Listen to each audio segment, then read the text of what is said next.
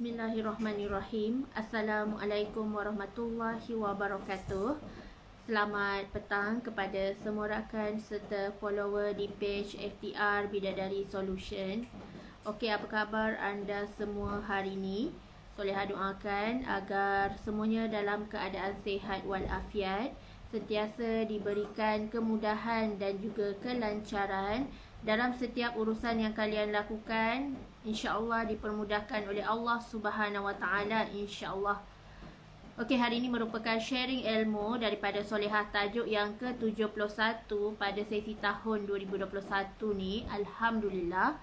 Okey, boleh tolong share dan boleh tolong kongsikan laju-laju Solehah punya link page live pada hari ini, supaya lebih ramai orang yang akan dapat manfaat daripada perkongsian ilmu yang berkat, insyaAllah.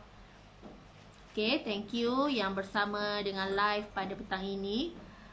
Okay, sebelum tu jom sama-sama kita berselawat dan juga berdoa. Semoga Allah memberkati majlis ilmu kita pada hari ini, insyaAllah. Allahumma salli ala Sayyidina Muhammad wa ala alihi Muhammad. Allahumma salli ala Sayyidina Muhammad wa ala alihi Muhammad. Allahumma salli ala Sayyidina Muhammad wa ala alihi Muhammad. Bismillahirrahmanirrahim. Allahumma aftah alaina hikmataka wa ansyur alaina min khazaini rahmatika ya arhamar rahimin. Rabbi syrah li sadri wa yassir li amri wahlul 'uqdatan min lisani yafqahu qawli. Amin ya Allah ya mujib. Okey, alhamdulillah. Tajuk kita hari ini adalah jauhi perdebatan dan juga berbantah-bantah. Kenapa? Kerana banyak sangat keburukannya bila kita ada satu sikap yang suka nak menang je, tak nak dengar pendapat orang. Kita rasa pendapat kita seorang je yang paling betul dekat dunia ni. Kita tak nak dengar langsung pun pendapat orang lain. So antara keburukan dan juga perkara yang tak betul dengan orang yang suka berbantah-bantah, yang suka berdebat ni adalah kerana itulah menunjuk kekerasan hati seseorang manusia. Seorang manusia tu hati dia sekeras kerikil, di mana dia langsung tak nak dengar pun pendapat orang lain. Dia nak dia je betul. Dia tak suka tengok kejayaan orang lain, sehingga kan dia mencari salah orang. Sampaikan macam tu. Dia tak suka nak tengok orang dapat rezeki lebih. Dia tak suka tengok orang dapat kejayaan yang lebih daripada dirinya. Lalu dia cari salah, dia berdebat, segala benda yang remeh-temeh tu tak nak bawa berbincang, tetapi nak juga tegakkan benang yang basah, nak juga cari salah seseorang. So itu bukan akhlak daripada Nabi Muhammad sallallahu alaihi wasallam. Akhlak Rasulullah adalah Al-Quran, di mana Al-Quran menekankan sikap merendah diri, tawaduk. Bukannya kita nak berlawan-lawan cakap, nak bertikam lidah, nak bertekak, nak bertengkar sehingga memutuskan silaturahim. So itulah menunjukkan kekerasan hati seorang manusia, di mana seorang manusia ni hati dia sangat keras bila mana dia tak nak dengar nasihat, dia tak nak dengar segala pandangan orang lain. Dia nak diri dia je yang betul, dia nak diri dia je yang didengari, sehingga kan tiada lagi rasa kerjasama antara dalam kumpulan tu dah hilang dah. So di situlah kita dah hilang rasa hormat menghormati, dah hilang dah rasa macam mana nak respect dekat orang lain. So di situ dah nampak dah bahawa kita ni ada penyakit hati. Kita ni ada satu sikap yang tak buruk dalam sikap yang buruk dalam diri kita, sehingga menenggelamkan sikap-sikap yang baik. So jangan kita selalu nak berdebat, jangan kita selalu nak berbantah-bantah, kerana Rasulullah tak ajar pun kita macam tu. So selalu Solehah terkesan dengan ayat akhlak Rasulullah tu adalah Al-Quran. Kerana pernah ada seorang sahabat bertanya kepada Rasulullah dan juga bertanya kepada isteri Rasulullah, iaitu Aisyah radhiyallahu anha. Beliau tanya, bagaimanakah akhlak yang terbaik tu? Aisyah tanya balik dekat orang tu, pernah tak anda baca Al-Quran? Dia cakap, pernah, saya pernah baca Al-Quran. Lalu Aisyah pun menjawab, kalau kamu nak tahu, akhlak Rasulullah itu adalah Al-Quran. Di mana kalau kamu baca Al-Quran, kamu akan temui kebaikan. kamu akan temui segala perkara kebaikan. Di situlah akhlak Rasulullah sallallahu alaihi wasallam, di mana akhlak Rasulullah itu adalah Al-Quran. Al-Quran itu adalah penunjuk. Al-Quran itu adalah cahaya. Al-Quran itu adalah hidayah kepada seluruh umat Islam. Sebab tu kalau setiap hari kita tak baca Al-Quran, tu yang hati kita keras. Sebab itulah kita rasa kita je yang nak betul. Kita tak nak dengar langsung pendapat orang lain. So, elakkan berbantah-bantah, elakkan perdebatan. Kalau kita memang salah, kita mengaku kita salah. Kita jujur, kita cakap kita tak tahu. Bukannya kita nak menegakkan benang yang basah. Bukannya kita nak memandai-mandai, sombong, ego. Kita nak berlawan. Sebabnya, kata Imam Asy-Syafi'i, apabila kita berdebat dengan seorang yang jahil, kita ibarat sama dengan nampak terselah kejahilan diri kita ni. Sebab tu, bila kita nak berlawan cakap-cakap dengan orang, pastikan kita ni lebih banyak berdiam daripada lebih banyak menjawab. Kerana bila menjawab, boleh jadi apa yang kita jawab tu banyak yang salah, banyak yang tersebar serta terbuka aib kita. Sebab tu bila kita nak berdakwah ni, kita berdakwah dengan ilmu, bukan berdakwah dengan nafsu. Kalau kita berdakwah dengan nafsu, kita akan dikuasai dengan emosi, kita akan dikuasai dengan perasaan marah, tak sabar, stres. So semua tu menyebabkan emosi kita dan dakwah kita takkan sampai kepada orang lain. Sebab tu dakwah itu adalah mengajak serta menyeru serta menyebarkan kebaikan. Lagi-lagi kalau kita dakwah dari hati ke hati, orang dapat merasai ketulusan hati kita. Orang lain akan dapat merasai keikhlasan hati kita, di mana kita dakwah ni betul-betul nak bantu dia. Bukan kita dakwah ni semata-mata nak ambil kesempatan ke atas dia. Bukannya kita dakwah ni semata-mata kerana nak populariti, tak. Tetapi kita dakwah ni lillahi ta'ala, insya-Allah. Okey. So, kenapa kita kena jauhi perdebatan dan elakkan berbantah-bantah? Kerana tenang itu menang. Sebab selalunya orang yang selalu nak berbantah-bantah ni banyak cakap popek-popek, tetapi hujah dia tak kuat. So dia tak ada alasan-alasan kukuh untuk menunjukkan diri dia ni betul. Sebab tu kalau betul lah kita tak tahu, kita jujur, kita cakap kita tak tahu. Sebabnya bila mana kita tak tahu tetapi kita memandai-mandai, maka makin terserlahlah kejahilan diri kita. Makin terserlahlah kebodohan seseorang tu apabila dia sentiasa berkata sombong. Dia rasa diri dia hebat. Dia nak orang puji dan dia nak orang sanjung dia.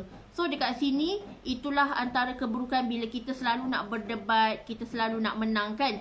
Kita tak nak bercakap serta bermusyawarah dengan emosi yang tenang. Sebabnya bila kita tenang ni, sebenarnya keputusan tu lagi senang nak capai. Sebab tu kami dalam FTR hadapi macam-macam isu, hadapi macam-macam masalah, kritikan, tomahan, siap kena viral dan sebagainya. Tetapi kami memilih untuk diam, kami memilih untuk tenang, kami memilih untuk tidak berdebat. Kami memilih untuk tidak melawan kata-kata mereka.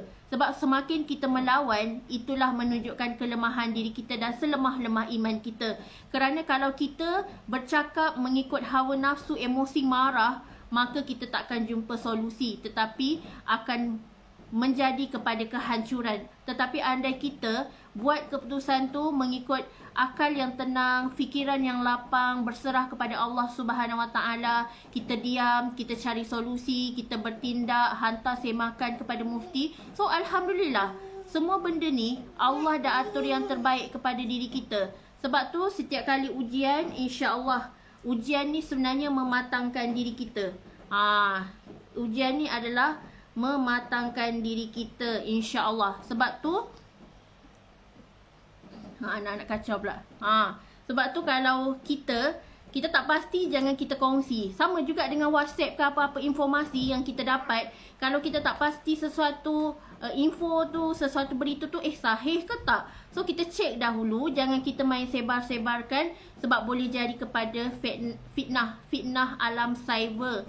Sangat bahaya sekarang ni. Sebabnya bila tersebar je satu benda yang viral, maka memang netizen, keyboard warrior sangat-sangat banyak. So kita pilihlah untuk selesaikan segala masalah dengan perantaraan Allah Subhanahu Wa Taala. Kita serah kepada Allah. Jangan kita melenting, jangan kita marah, sebabnya lagi kita balas, lagi kita reply, itulah menunjukkan akhlak diri kita. Kita dok balas kecaman orang tu, itulah menunjukkan akhlak diri kita. Kita dah keluarkan kata-kata yang kesat. Kita dah keluarkan kata-kata yang biadab. Sebab Nabi tak macam tu. Nabi, bila orang baling batu dekat Nabi, bila orang baling najis dekat Nabi, Nabi tak melenting pun, Nabi tak marah pun, Nabi sabar. Nabi seorang yang sabar. Dia tak pernah melawan balik, dia tak pernah nak baling batu balik dekat musuh dia.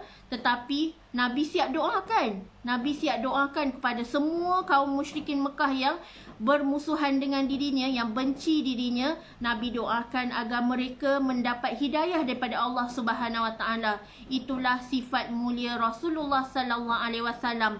Berbanding diri kita, ni kita orang buat jahat dekat kita, kita nak balas jahat dekat dia. Tetapi Nabi ajar kita, kalau orang baling batu dekat kita, orang bagi kita kejahatan, orang buat jahat dekat kita, kita balas kebaikan dengan dia. Orang bagi batu kat kita, kita balas dia dengan bunga. Orang bagi sampah dekat kita, kita balas dia dengan pelukan, insya-Allah. So, kalau negatif lawan dengan positif, insya-Allah positif akan menang. Tetapi kalau negatif, nak lawan dengan negatif, akan menjadi semakin buruk, akan menjadi semakin parah dan akan menyebabkan permusuhan, akan menyebabkan putus silaturahim, akan menyebabkan negara Islam ni nampak buruk di mata orang yang belum mengenali Islam. Sebab tu kita ni adalah contoh kepada negara-negara Islam yang lain, di mana negara Malaysia ni adalah negara Islam yang majoriti adalah rakyatnya agama Islam. Sebab tu kita, kalau kita nak tarik orang lain untuk masuk agama Islam, kita kena tunjukkan akhlak yang baik.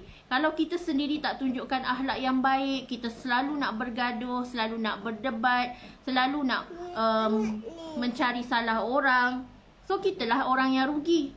Kitalah orang yang rugi di sana. So dekat sini, betulkan diri kita, insya-Allah sama-sama muhasabah diri. Kerana kita tak nak Allah murka terhadap kita. Kita tak nak jadi orang yang kurang bersyukur. Kita tak nak jadi orang yang kufur nikmat, yang sentiasa tak bersyukur dengan setiap rezeki daripada Allah. Allah berikan kita sekal yang terbaik pun, kita perlu bersyukur. Kita hargai kawan-kawan kita, kita saling meraihkan pendapat. Jangan kita pentingkan diri, jangan kita rasa diri kita je yang nak betul, orang lain semua salah. So tak bagus macam tu. And then sebagai seorang leader, hendaklah selalu mendengar apa pandangan anak-anak tim, apa yang tim suggestkan. InsyaAllah sama-sama kita cari kata-kata sepakat. Dan kalau nak tahu, kejayaan tu akan datang kepada orang yang berjemaah, yang bersatu hati, di mana dalam satu tim pun dianggap macam satu family. Kita dalam satu tim pun tak ada perasaan iri hati. Kita malah saling support menyapot. Kita kalau kita nak berjaya ni, kita kena saling rasa merendah diri antara satu sama lain. Tak ada yang engkau lebih, aku lebih. Tak ada yang engkau leader layan lebih, aku leader tak nak layan. No. Tetapi kita dalam satu grup, kita sama-sama. Engkau dapat rezeki lebih, kita raikan, kita doakan, kita ucap tahniah. Malah inilah antara kejayaan berjangkit-jangkit. Dan Solehah sendiri nak terapkan budaya kasih sayang dan berjemaah dalam tim Solehah sendiri, insya-Allah. So kalau kita elakkan perdebatan, insya-Allah semakin perkara-perkara kebatilan, perkara-perkara yang jahil, insya-Allah dapat diatasi. Kita dapat bendung daripada segala anasir-anasir negatif. InsyaAllah kita dapat atasi dan kita dapat ada suasana yang aman, bahagia, saling bertolak ansur, bertoleransi antara satu sama lain. Dan akhir sekali, kita dilarang berdebat kerana sabar itu indah. Orang yang sabar itulah kunci syurga.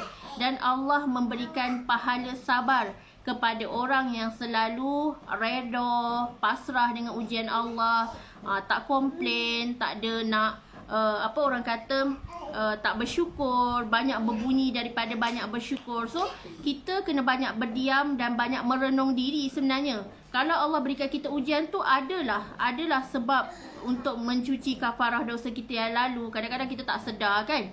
kita tak sedar rupanya aku selama ni banyak buat salah lah, aku selama ni banyak buat dosa. Dan Allah bagi ujian tu untuk kita membersihkan hati kita. Allah bagi ujian tu kerana Allah nak bagi kita hadiah indah selepas turunnya hujan. Ada matahari, ada pelangi yang sangat cantik indah, 7 warna colourful. Dan insya-Allah itulah ibarat hati kita yang sentiasa ceria, yang sentiasa positif, yang sentiasa meraihkan orang lain dan sentiasa berkasih sayang kerana Allah Ta'ala. Solehah doakan agar anda-anda semua merupakan sahabat syurga solehah, dan kita nak sama-sama berjaya dunia dan akhirat, sama-sama melangkah ke syurga Allah Subhanahu Wa Ta'ala dengan iringan yang penuh kejayaan. InsyaAllah kita fokus ukhrawi, insyaAllah kejayaan akan datang kepada kita insyaAllah. Okay, wabillahi taufiq wa hidayah. Wassalamualaikum warahmatullahi wabarakatuh.